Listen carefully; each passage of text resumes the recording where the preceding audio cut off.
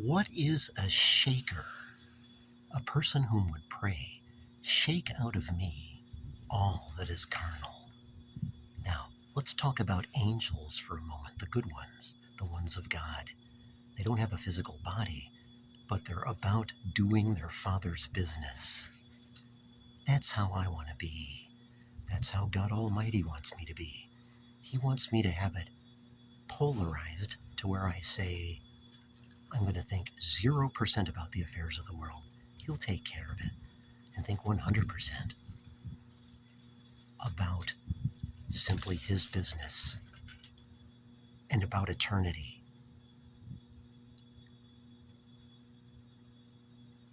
I must strive in closing because I have to really worry about my salvation like anyone else and worry about whether I'm walking the straight and narrow path like anyone else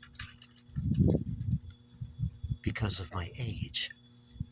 Now, if I'd have died when I was 5 years old, I assume I automatically would have gone to heaven.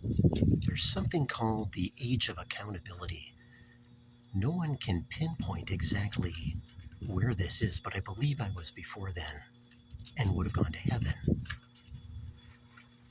So the point I'm trying to make is, I believe the whole reason I was put into this world is just to look at eternity and then not even in any way, shape, or form think about anything to do with this life and the cares of this world. Think only, again, about God and not about anything else, not about finding a wife. 0%. He doesn't want me to think about, which I didn't, now I no longer do. I did spend a lot of my life like that. But God today, on this day, wants me to think 100% about Him. This is great. And you know what? It's like a weight lifted. Now, here's where I'm going with this, okay? It's very interesting when you think about heaven and hell. They're very contrasting places. One is extremely good beyond what you can imagine. The other extremely bad beyond what you can imagine. I see it crystal clear. I see outside of the box, as it were, and I see beyond this life, and I see that it is about this heaven or hell thing. All of us are deceived. I was about hell, thinking, oh, don't worry about it and stuff. I mean, we really have to worry about it. Because personally, I want to go to heaven, especially if only few people are going there, you see. And another thing I wanted to say is this, okay?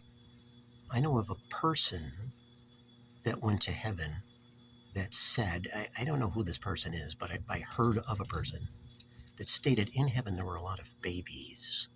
So I wanted to add this. Could they be babies that were aborted? You know? So this is all, I know this is all very deep and very heavy, but that's what it's all about, people. Look at the way people die every day. And even James in the Bible said that life is but a vapor. That's what it would seem like if it were all over with. I mean, you could be looking at it like, oh, it just goes on and on and on.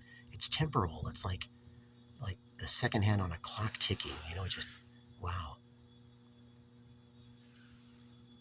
But in summary and in closing, I am saying that I was put in here into this life, and it's got to be to convey to people about this heaven and hell thing, and that it's really real, and what we've got to do in order to reach heaven. If this is how life goes, if there really is a hell in the end, we don't want to go there, you see. Could God have said to me in closing, son, I'm going to show you in the whole analysis of my entire life and of what my life is worth and what I've learned, wouldn't it be something like, again, as I've stated, don't think anything about this life, son. Think about the life to come. Think about striving to go to heaven. Don't think about this earth.